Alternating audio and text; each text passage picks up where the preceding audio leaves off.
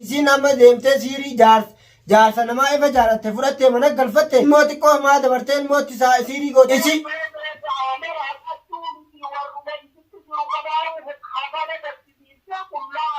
Aboon agarta amma nurraa dhoowwee fetitte amma anumaaf isii waluma magaalaa tana keessa tattaaga. السلام عليكم ورحمة الله وبركاته. جرتني هردفتوتا في خبجمتوتا خيني كم نجا قبتني جرتني ججبتني زين ججا خنو أكم أجر تنجابين النتلو في ملكاية في لكم سمج أتلي بالبلاد مجرد ليران خأبا أرجتي أبا إسات بالبلود أنا أما إن شاء الله جربين أبا إسات التلفون نبيلها خاسسي سومي بيني قاسلام تبع. السلام عليكم ورحمة الله وبركاته. هردفتوتا خيني كم نجا قبتني فيا جرتني جري الحمد لله أرهون هوجا. Akkuma beekamuun wardaa biratti argama. Wanni wardaa naan jettis milkaayatiin jira. Lakkoomsa obboleessa biiftuutis argadheetiin isarraas lakkoomsa abbaa isaa fuudheetiin dhufe arraga wardaa keenya gaa. Arra milkoonni beekan. Wamalama arra. Rabbiin abbuma san nu jala. Abbadda walleeti. Silkumti Itoophiyaa sun nu dalaynaa. Nima dalagaa waan nu dalagee micaan naa kan ni dalaga inshaAllah. Dawwalleedha akkamiyyoo nurraa dhoowwu. Ega abbaan ilmoon dadhabu gaa'e. Ega abbaan ilmoon dadhabu. Wanti kana guutuun marga miidiyaa gubbatti itti himna firraa inshaAllah. Ega guyyarra miyyoon nunu akkati miidiyaa gubbatti baatatti ilmoo tana maraachite amma ilmoo jaarsa maraachite keessa kuttee micaa kana siyalaa fuutee akkana godhu jirti. Daa'ima kun akkana godhu jirti bakka itti argamtu sanuu hin argamtu gaa jinni irra taa sheexaanaan argamtu barbaanne dhabne. Kanummaan Fala dhabne Oromoon as keessaa hundi dhabdees. Fala dhabne jirra fala dhabeetiin jiraani. Falli amma gaa gara abbaa kanaaf kana abrii kanaan agarre mee du'a manaa godhaa isin mee falli gaa gara abbaa kanaan argamuun oolu. Egaa gara amma gara abbaa kanaan falli ilma dhufe inshaAllah inneetuma gaa intolleen du'aa itti goonetuma. Egaa mee yoo saalotteetuma gaa abbaa kiyyatti na himatan jetteetuma haa intala saalottu taate intala gaa qaanyii beeytoo taate. Saala beeytiiti miyyoon najisa wanti gaalaga miyyoon nama dhaga'u muti. Namni nama dhaga'u guddisa batte miyyoonni gaa nama dawwalleetuma abbaan gaa dhugumaa micaan abbaa sanarraa dhalatte egaa itti himanna gaafarraanti. Dhugumaan gaa abbaan sunuu ka dhoorguu danda'u taate itti bilbilleetuma laallayaa biini meeme jarjarfadhe ammaa itti bilbilime abbaa kana telefoonii dalagaa. Ittiin dawalaa ooyime. Haa galatamu waa micaanarraati. Yaa Rabbi nu dalaysiisi gaa. Bismillah.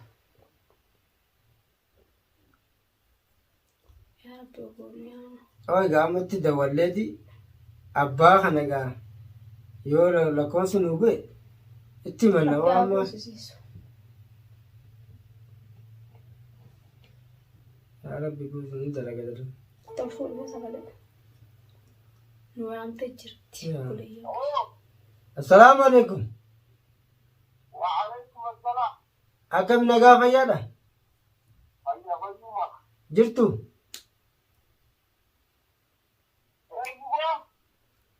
Ana maqaan kiyya Bini naan jedhani. Yaman irraa si dawwale. Yaman gaa biyya Arabaa. Ati abbaa biiftuti?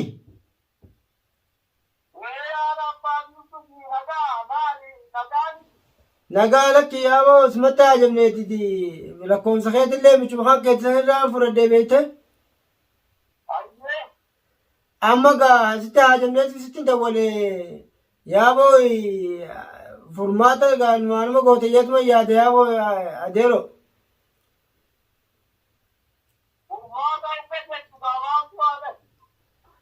Amma bari biiftuu tantee tanaattu nu gubde yaaboo biyya tana keessatti miyyoon dhiiga nu dhaabde.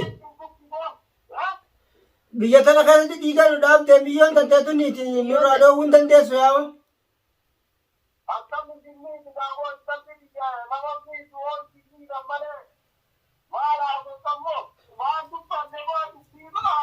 Dubbatumatti hin jira bara micaa tana dura gaali haa goote san Abrahaam san gartee.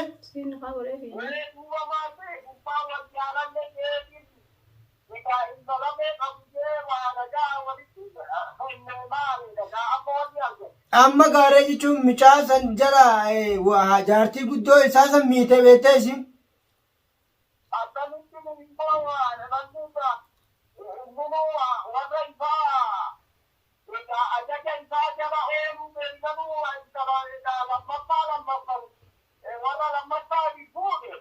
amare isitu midhaga namalee jaartii guddattiin deemin jetteetti gaamiyyoon tate huno jaartii guddoo miitat ilmoo jalaa fuutee ilmoo maraachitee huno dhiiga nu dhaabde guyyarraa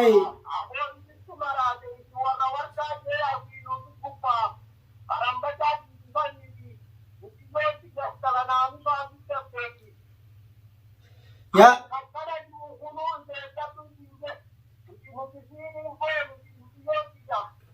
abo yaawoo miyyoon gaddaafamtuudha yaawoo abbaa biiftuudha rabbi sodaadhuti miyyoo tan nurraa dhoowwe yaa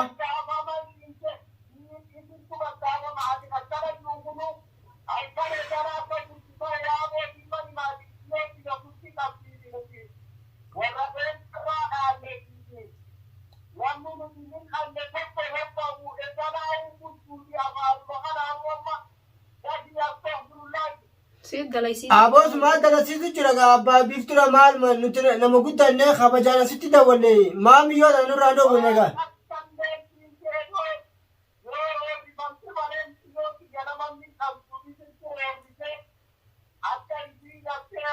akkin jee amma miyyoon tatteetun jaarsa fudhatte ifa jaarsa fudhatte jaarsa maraachitee ofitti galchite jaarsa guddootti bire akkan galle jetteeti maraachitee mana galchite amma moo micaa xiqqaa jalaa fuute micaa gurgurattee micaa san xiqqaa san harkaa baafne amma guddaa kutteetti guddaa fuutee shaarara baaftee kunoo maraatee micaan gumaamaa guurutti jira rabbi sodaadhu miyyoo tan nurraa dhoowwe yaa maal taataati nama guddaadhaa miti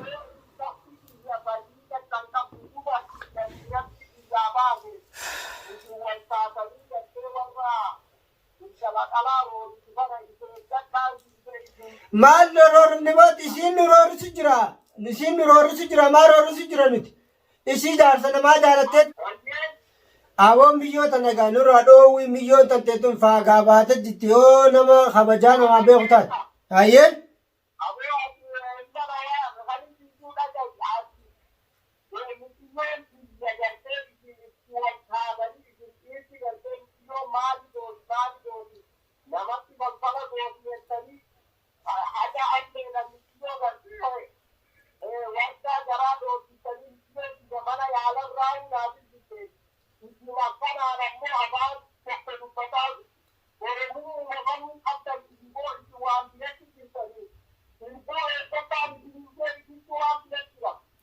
Ilbuumaan eegalisi isin Oromoo taate maasirii namatti goote ilmoo namatti maasirii jaarsatti godhatte ilmoo xiqqoo maa goote.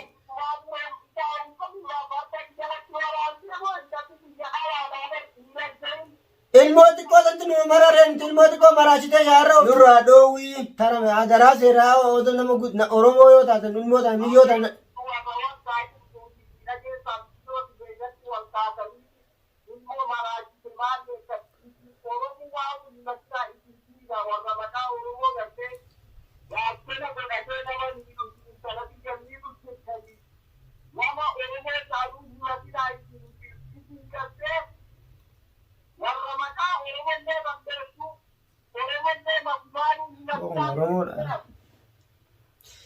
Amma maal isin Oromoodha qoy akkuma amma siirii gootan Oromoon siirii namatti gooti.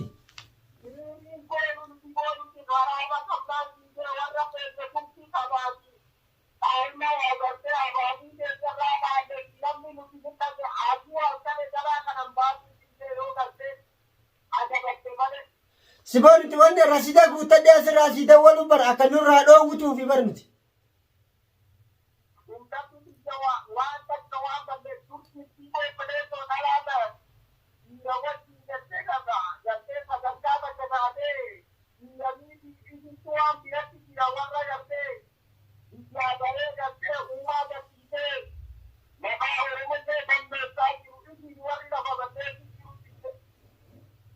Siboon nuti biyyaa baadullee nuti dalagatu wajjirra malee isiin amma deemtee siirii jaarsa namaa ifa jaalatte fudhattee mana galfatte siirii itti godhattee mana galfatte ilmoo xiqqoo maa dabartee ilmootti siirii gootee shaara oofu jirti ilmoon maraatte shaara deemu jirti amma isi.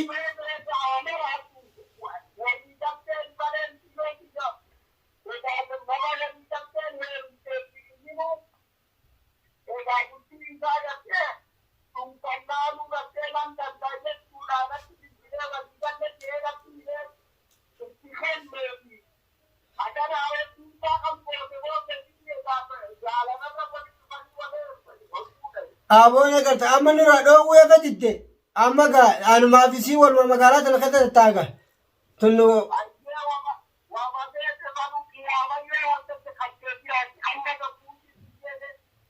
yalla yeega waluma laalaga nama guddaa neesitti dawallee kan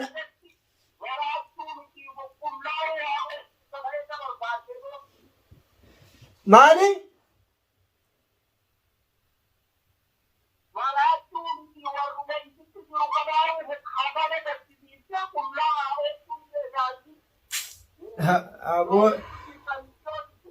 aboona maal goone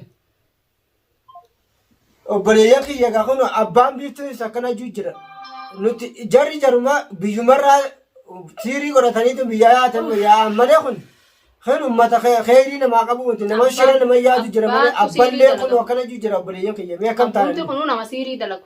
kaanuu akkana jira Biyyumata meettee maan gaafatin biineen akka kan nu diddee biyyumata meettee gaafate sila achitti nibdatti qabsiisa waan ganda kana ganda siiriidha. Siiriin isaanii mee akka waa nama gootu laalagaa mee akkanatti qabattu sila amma biyyoo rabbi waan nu agarsiisu Ani shuma nas keessa talaachatu na nama qalamchiitu qalleetuma biyya tana keessa baafanna malee inni nutis akkuma kana jedhe Maqala yoon arge biiftuu mu abballeen qabdu abbaan ishii hunoo fiifuu nama siirii dalagu kun qaallichi. kun wanta waan inni qaraa jiru gartuma kun nama ilmoo halaaliin dhalattenneet lakkoofsa Edaa abbaa kanaa ilmoo abbaattu booraa ilmoon daalatti jira. Abbaa kana akkuma dalagu. abba dagaa Warra biyyarraa duraanuu nama nyaatuunsa isaan bineensa. warra biyyaanuma yaasisan jedhisan siiriidhaan barboo kun ganti beekamaadha silaafis Tufti qabna tuftii maal qaban tuftii Maal isaanii namaa tufan? maal Rabbii tuftii isaanii maaltu haa isaanii tufe rabbii isaanii tufe rabbi si haa tufu jiinaatis kana qaallicha. way Ni agarta gaa biiftu hayyee. Inshaallah ansi arguun oolu ni agarta. rabbii wal nu agarsiisu inshaallah silaaf biyya tana keessatti akkamatti waan hafnu Garaan inshaallah na gubatee ammallee gubumaa irratti naa idame yaa rabbii.